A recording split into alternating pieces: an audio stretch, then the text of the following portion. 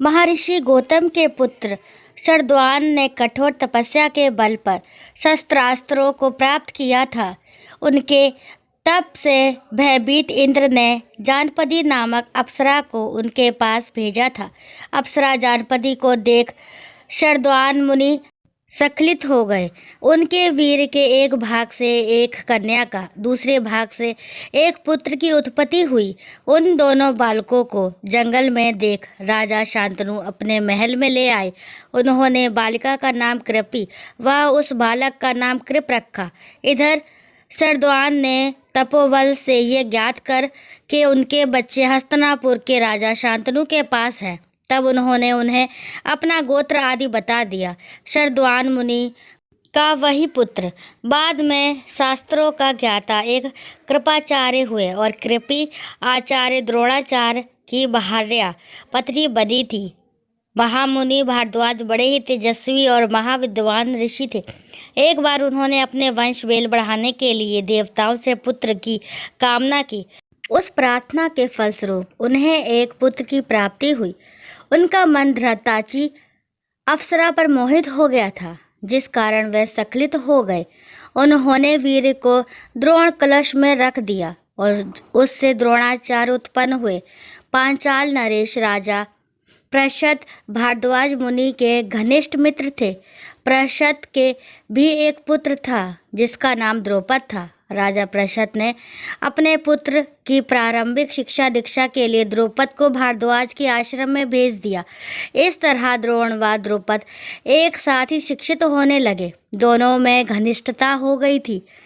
द्रोण के किशोर होने पर भारद्वाज ने उन्हें ऋषि अग्निवेश के पास शास्त्रास्त्र की शिक्षा प्राप्त करने के लिए भेजने का निश्चय किया।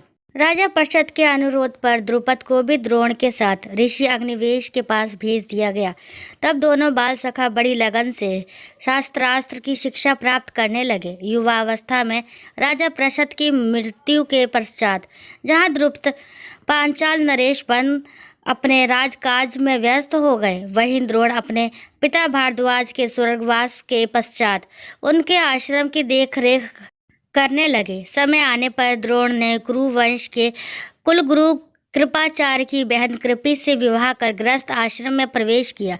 कृपि ने एक पुत्र को जन्म दिया। पैदा होते ही बालक ने अश्व घोड़े के ऐसे स्वर में रुदन किया, जिस कारण उस बालक का नाम अश्वत्थामा रखा गया। एक दिन द्रोण ने सुना महर्षि परशुराम अपनी समस्त अर्जित संपदा दान कर रहे हैं। द्रोण ने सोच विचार कर परशुराम के पास जाने का निश्चय किया।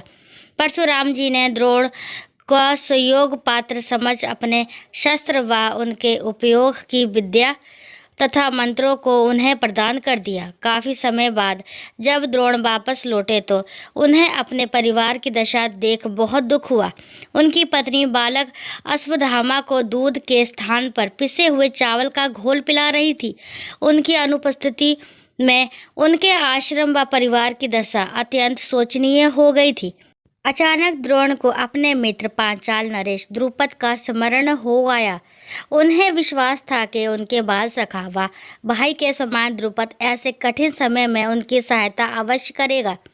वे अपनी पत्नी व पुत्र के साथ द्रुपद के राजमहल पर जा पहुँचे। उनके बाल सखा द्रुपद ने अपनी राजसत्ता के अभिमान में लिप्त हो उन्हें दरिद्र, भिखारी और न जाने क्या क्या अपमान भरे शब्द कहे। भरी सभा में द्रुपद द्वारा अपमानित होने पर द्रोण ने वही प्रतिज्ञा की।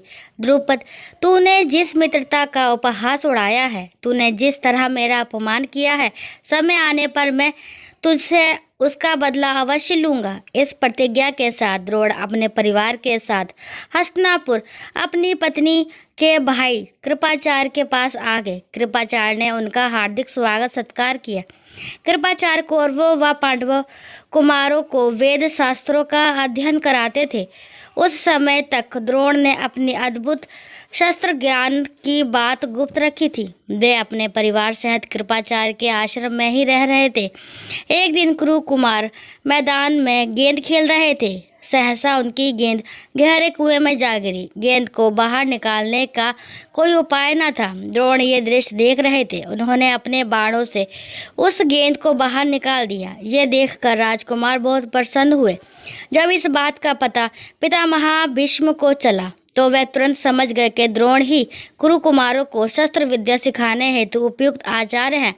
वे स्वयं द्रोण से मिलने गए तथा उनसे कुरुकुमारों को शस्त्र विद्या सिखाने का निवेदन किया। द्रोण ने इस प्रस्ताव को सहर्ष स्वीकार कर लिया। जिस दिन द्रोणाचार्य का अपने शिष्यों को शस्त्र विद्या सिखाने का प्रथम दिन था, उन्होंने अपने सभी शिष्यों को संबोधित करते हुए कहा, हे शिष्यों, जब तुम शस्त्र विद्या में पारंगत हो जाओगे तब मैं तुम्हें एक कार्य सौंपूंगा। मुझे वचन दो कि गुरु दक्षिणा के रूप में तुम उसे पूर्ण करोगे।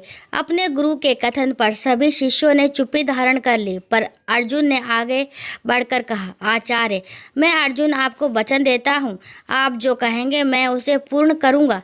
अर्जुन का साहसिक उत्तर सुन द्रोण ने गद्य हो अर्जुन को सीने से लगा लिया। उन्होंने उसी पल निश्चय किया कि वे अर्जुन को विश्व का सर्वश्रेष्ठ धनुर्धर व योद्धा बनाएंगे। समय अपनी अवाध गति से चल रहा था। वह दिन भी आ पहुंचा जब उनके सभी शिष्य युद्ध कला में पारंगत हो गए। तब द्रोणाचार्य ने कहा, वह समय आ गया है, तुम मुझे गुरु दक्षिणा दो। मैं चाहता हूँ कि तुम पांचाल नरेश द्रुपद को युद्ध में परास्त कर उसे बंदी बना मेरे सामने ले आओ। द्रोणाचार्य के आदेश पर कौरव पांडव सभी राजकुमार अस्त्रों शस्त्रों से सुसज्जित रथ पर सवार हो पांचाल की ओर प्रस्थान कर गए। पांडवों को नीचा दिखाने की अभिलाषा में कौरवों ने आगे बढ़कर पांचाल पर आक्रमण कर दिया, किंतु महापराक्रमी राजा द्रुपद ने समक्ष कौरव सेना टिक न सकी। तब पांडव भाइयों ने अत्यंत वीरता से द्रुपद और उसकी सेना का डटकर सामना किया। अर्जुन ने अपने वाणों की वर्षा से द्रुपद का रथ तोड़कर नीचे गिरा दिया। इससे पूर्व कि द्रुपद संभल पाता, अर्जुन ने अपने एक ही बाण से द्रुपद का धनुष व उसका कवच छिन्न भिन्न कर डाला। द्रुपद को बंदी बनाकर उसे पैदल ही घसीटते हुए अर्जुन ने उसे द्रोणाचार्य के समक्ष ला प्रस्तुत किया। द्रोणाचार्य को कई वर्षों से इस क्षण की प्रतीक्षा थी। वे द्रुपद से बोले, देखा राजन, मैंने कहा था ना, मैं तुमसे एक दिन अपने अपमान का बदला अवश्य लूँगा। आज मैंने अपना बदला ले लिया। अब तुम्हारा राज्य मेरा है और तुम मेरे अधीन हो। मैं चाहूँ तो तुम्हारी दुर्दशा कर सकता हूँ, परंतु मैंने तुम्हें सच्चे हृदय से अपना मित्र माना था। फिर मैं जाति से ब्राह्मण भी हूँ। ब्राह्मण का धर्म है क्षमा करना। अंत में मैं तुम्हारा आधा राज्य लेकर आधा राज्य तुम्हें लौटाता हूँ।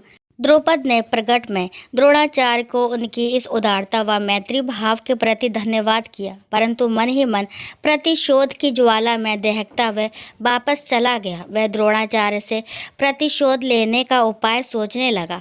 एक ऋषि के कहने पर द्रुपद ने विशाल यज्ञ का आयोजन किया। यज्ञ पूर्ण होने पर उसके अग्निकुंड से एक दिव्य बालक प्रकट हुआ।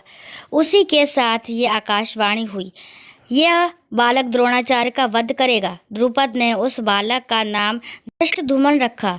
उस बालक के बाद यज्ञ कुंड से एक अति सुंदर कन्या प्रकट हुई। साथ ही आकाशवाणी हुई, ये कन्या कौरवों के विनाश का कारण बनेगी, क्योंकि कौरवों के विनाश के साथ ही द्रोणाचार्य का अंत जुड़ा है। द्रुपद ने उस कन्या का नाम द्रौपदी रखा। समय आने पर दोनों आकाशवाणी सत्य सिद्ध हुई। द्रौपदी ही कौरवों के लिए विनाशकारी महाभारत का युद्ध का कारण बनी तथा द्रौपद के पुत्र धृष्टद्युम्न के हाथों ही द्रोणाचार्य का वध हुआ। ये मिथ्या अभिमान व बदले की भावना ही थी जिसने बचपन के बाल सखाओं को शत्रु बना डाला।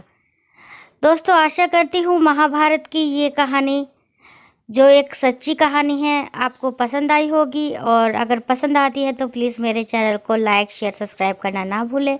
और मुझसे अगर कोई कहने में गलती हुई हो तो प्लीज़ माफ़ करना। और इस कहानी को लास्ट तक सुनने के लिए थैंक यू।